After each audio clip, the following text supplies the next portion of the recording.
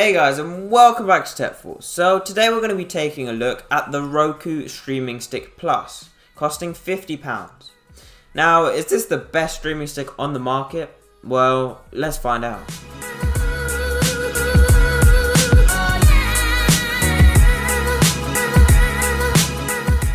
Now, Roku is certainly one of the top companies within the streaming stick industry. They compete with Apple TV, Google Chromecast, and Amazon's Fire Stick. And, well, after taking a look at this product, they are definitely one of the best. So the Roku Streaming Stick comes with quite a few stuff inside the box, which may seem a little bit overwhelming at first, but it all makes sense. So you get the Roku Streaming Stick itself, a little power cable which integrates the long-range wireless receiver, a voice remote which comes with batteries, a power adapter, a USB extension cable, and lastly, the manuals. Now when using the Roku Streaming Stick, you simply plug it into a HDMI port on the back of your TV or monitor, and then all you need to do is supply some power to it by plugging the USB power cable into your TV or directly into the mains with the power adapter. Now, one cool little additional thing that was Roku states within the manuals that you're able to request a free HDMI extension cable if you need it, which I thought was nice of them, and well, they've probably done this to reduce their costs, as most people won't need an additional HDMI extension cable. Okay, now moving on to the setup of the Roku Streaming Stick. So honestly, this did take a little longer than I was expecting to set up. I thought it would just be a sort of plug and play kind of thing, but you did have to go through a fair few steps connecting it to Wi-Fi, installing the app, creating a Roku account, and also attaching a payment method. But this wasn't too bad and ended up taking about 10 minutes or so, which was 10 minutes longer than I thought it would, but luckily it was a clear and easy to follow process. Now, my actual experience of using the Roku Streaming Stick was pretty good. It was responsive and easy to use, and the picture quality was clear all the time. And in terms of using the channels, all you really need is a decent internet connection and an account for the paid platforms, and that's pretty much it. There are also tons of channels to choose from, which was pretty cool, and you can install a few basic games such as Pac-Man or Doodle Jump, which I was not expecting. However, I did feel like there wasn't much you could do with it. All it was really for was entertainment and having all the streaming platforms in one accessible space. But I feel like most TVs can already do something like that, and well, if your TV doesn't have access to YouTube or Netflix, or maybe it has very bad internet connection so these platforms don't exactly work well, then maybe this product would be perfect for you.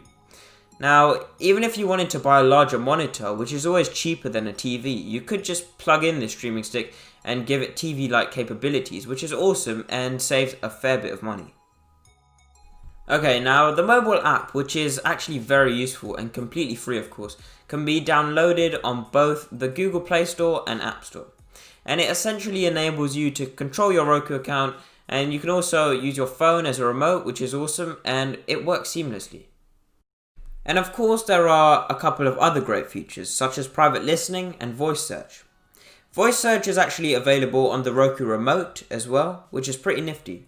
But private listening is an awesome feature, allowing you to connect a set of earphones to your phone and play the sound from the Roku Streaming Stick directly to your earphones. This is great when you want to watch something late at night and everyone's asleep, or even if you just want to be able to hear the TV clearly. Now, through the app, you can also connect to several Roku devices, allowing you to quickly change between them when you want to. Another cool addition is that you can actually stream videos, photos, and music directly from your phone to the TV through the app. Okay, well, all these features seem pretty cool, but personally I feel like it could do various other useful things as well.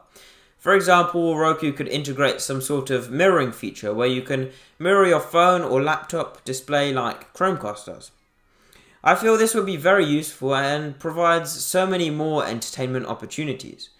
But at the end of the day, an additional feature like this would also ramp up the cost quite a lot, and obviously the price would have to go up as well.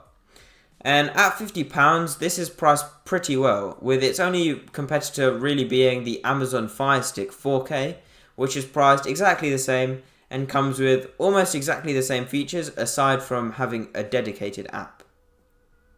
So overall, when taking a look at how this product fits within the streaming stick industry, I would say it's definitely at the top alongside the Amazon Fire Stick 4K as being some of the best streaming sticks for an affordable price. Now, if you already own several Amazon Smart products and often use Alexa, then the Amazon Fire Stick 4K would definitely be the right choice for you. But of course, majority of people don't have a smart home filled with all this expensive tech. So for you guys, I would definitely say the Roku Streaming Stick Plus is without a doubt the best streaming stick to go for. And well, if this is maybe too expensive, then Roku do offer several other similar streaming sticks with slightly less features. Okay, well that's pretty much it at taking a look at this product. If you like this video, please go ahead and subscribe for more awesome content, and whilst you're there, why not leave a comment telling me what you think about the Roku Streaming Stick. Thank you for watching, and goodbye.